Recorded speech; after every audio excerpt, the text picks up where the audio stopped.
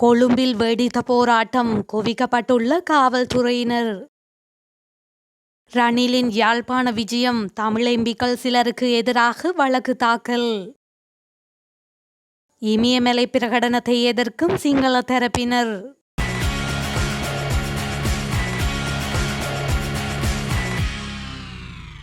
நாடாளுமன்ற உறுப்பினர்களான கஜேந்திரகுமார் பொன்னம்பலம், செல்வராசா கஜேந்திரன் உள்ளிட்ட 8 பேருக்கு எதிராக வழக்கு தாக்கல் செய்யப்பட்டுள்ளதாக தகவல் வெளியாகியுள்ளது.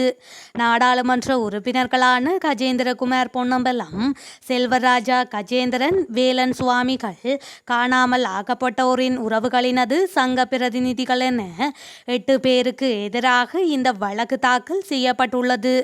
அதிபர் ரணில் விக்ரமசிங்க எதிர்வரும் 4ஆம் திகதி முதல் 7ஆம் திகதி வரை யாழ்ப்பாணத்துக்கு விஜயம் மேற்கொள்ள உள்ளார். இந்த நிலையில் யாழ்ப்பாண நீதவான் நீதிமன்றில் அதிபருக்கு எதிரான ஆர்ப்பாட்டத்தில் ஈடுபடுவதற்கு தடை விதித்து உத்தரவு பிறப்பிக்க கோரியே குறித்த வழக்கு தாக்கல் செய்யப்பட்டுள்ளதாக தெரிவிக்கப்பட்டுள்ளது. அதிபர் யாழ்ப்பாணத்திற்கு விஜயம் மேற்கொள்ள உள்ளதால் அவருக்கு எதிராக ஆர்ப்பாட்டங்கள் மேற்கொள்ளப்படலாம் என 8 பேரை பிரதிவாதிகளாக குறிப்பிட்டு யாழ்ப்பாணம் காவல்துறையினரால் இந்த வழக்கு தாக்கல் செய்யப்பட்டுள்ளது. வழக்கு தொடர்பில் அவர்களுடைய தரப்பு நிலைப்பாட்டினை நேரடியாகவோ சட்டத்தரணி ஊடாகவோ முன்வைப்பதற்கு இன்றைய தினம் அவகாசம் வழங்கியுள்ளமை குறிப்பிடத்தக்கது.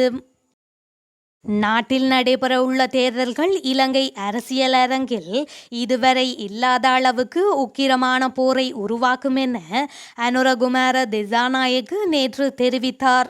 கொழும்பில் நடைபெற்ற கருத்தரங்கு ஒன்றில் பேசிய அவர், தற்போது உருவாகியுள்ள அரசியல் முகாம்களும் அரசியல் பிளவுகளும் சாதாரணமானவையல்ல.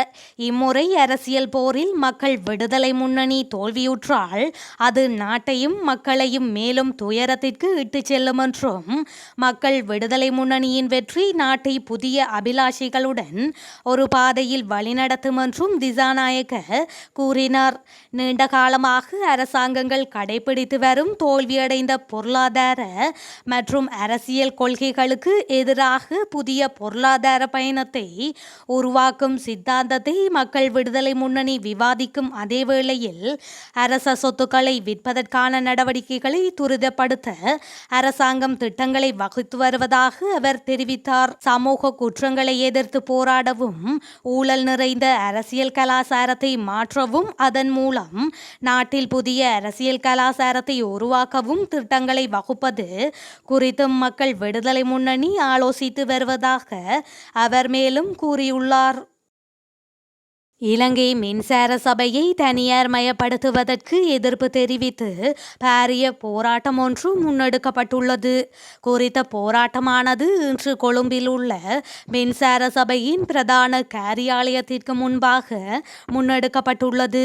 தற்போதைய அரசாங்கம் இலங்கை மின்சார சபையை இந்தியாவின் அதானி குழுமத்திற்கு விற்பனை செய்ய உள்ளதாக சில தகவல்கள் வெளியாகியிருந்தன.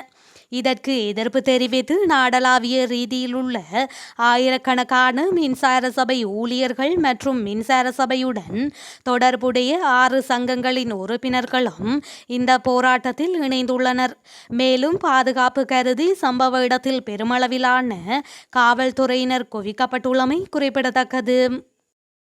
சர்வதேச நாணய நிதியம், உலக வங்கி, ஆசிய அபிவிருத்தி வங்கி ஆகிய கடன் வழங்குனர்களுடன் மேற்கொள்ளப்பட்ட இணக்கப்பாட்டை தவிர்த்து நாட்டின் பொருளாதாரத்தை ஒரு தினத்திற்கும் முன்னெடுத்து செல்ல முடியாது என அமைச்சர் பந்துல குணவர்த்தன தெரிவித்துள்ளார். அமைச்சரவை முடிவுகளை அறிவிக்கும் செய்தியாளர் மாநாடு நேற்று தகவல் திணைக்களத்தில் இடம்பெற்ற போதே அமைச்சரவை பேச்சாளர் அமைச்சர் பந்துல குணவர்த்தன இவ்வாறு குறிப்பிட்டுள்ளார்.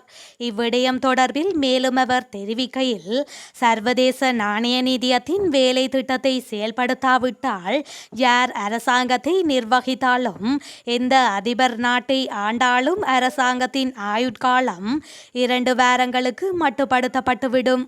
தடம் புரண்டிருந்த நாட்டின் பொருளாதாரத்தை அதிபர் ரணில் விக்ரமசிங்க தலைமையிலான அரசாங்கம் கடந்த வருடத்தில் மீள நிவர்த்தி செய்துள்ளது. பிறந்துள்ள புதிய வருடம் தீர்க்கமான ஒரு வருடமாகும். தற்போது நிலவும் பொருளாதார சவால் 2027ஆம் ஆண்டு வரை தொடரும். சர்வதேச நாணய நிதியத்தின் வேலை திட்டம் 2027ஆம் ஆண்டு நிறைவு பெறும் வரை சட்டப்படி செயற்பட்டால் நெருக்கடியை நிவர்த்தி செய்ய முடியும். சர்வதேச இணக்கப்பாட்டுடனான சட்டங்கள் மற்றும் நிதி முறைமைக்கு இணங்க நாடு என்ற ரீதியில் நாம் நிதி சந்தைக்கு சென்று பிணை முறையை விநியோகித்து கடனை கோரினாலும் 2027ஆம் ஆண்டு எமக்கு 1500 மில்லியன் டாலர்களை மட்டுமே கடனாக பெற்றுக்கொள்ள முடியும். 2027ஆம் ஆண்டு வரை 3-4 வருடங்களுக்கு இந்த சவால்கள் தொடரும். பெருமளவு இறக்குமதியிலே தங்கியுள்ள பொருளாதாரத்தை கொண்டுள்ள எமது நாடு எரிபொருள், உரம், மருந்து, ரசாயன பொருட்கள், அரிசி, மா, சீனி, கிழங்கு, வெங்காயம், பருப்பு, மிளகாய் உள்ளிட்ட நுகர்வு பொருட்கள் மற்றும் இயந்திரங்கள், வாகனங்கள் போன்றவற்றையும் இறக்குமதி செய்தே ஆக வேண்டும். அவற்றை இறக்குமதி செய்வதற்காக அரசாங்கத்தின் கையிருப்பின் அடிப்படையில் கடன் பத்திரத்தை விநியோகிப்பது அவசியம். இந்த பொருட்களை கொள்வனவு செய்யாமல் 2 வாரங்களையும் எம்மால் முன்னெடுத்து செல்ல முடியாது என்றும் அவர் குறிப்பிட்டுள்ளார். உலக தமிழர் பேரவை மற்றும் அமரபுர நிகாயவின் அனுநாயக தேரர் உள்ளிட்ட பௌத்த தேரர்கள் குழு தொகுத்த இமயமலை பிரகடனம் என்ற ஆவணம் இலங்கை அமரபுர மகா சங்க சபையின் கருத்து அல்லவென அந்த சங்க சபையின் உதவி பதிவாளர்கள் தெரிவித்துள்ளனர். கடந்த வருடம் டிசம்பர் 8ஆம் தேதி உலக தமிழர் பேரவை மற்றும் பௌத்த பிக்குகளை ரணில் விக்ரமசிங்க சந்தித்திருந்தார். இலங்கைக்கான சங்க அமைப்பை பிரதிநிதித்துவப்படுத்தி அமரபுர நிகாயவின் அம்பகபிட்டிய பிரிவின் அனுநாயக மாதம்பாக அஸ்ஸஜிதிஸ தேரர் உள்ளிட்ட தேரர்கள் இணைந்து உருவாக்கிய இமயமலை பிரகடனத்திற்கு உற்சாக வரவேற்பு அளித்தார். இந்த நிலையில் மகாநாயக தேரர்கள் மற்றும் பொதுமக்களின் தகவல்களுக்காக என குறிப்பிட்டு டிசம்பர் 30, 2023 அன்று இலங்கை அமரபுர மகாசங்க சபையின் உதவி பதிவாளர் அம்பலன்கொட சுமேதானந்த தேரர் வெளியிட்டுள்ள அறிக்கையில் இமயமலை பிரகடனம் இலங்கை அமரபுர மகா சங்க சபையால் அங்கீகரிக்கப்படவில்லை என குறிப்பிட்டுள்ளார்.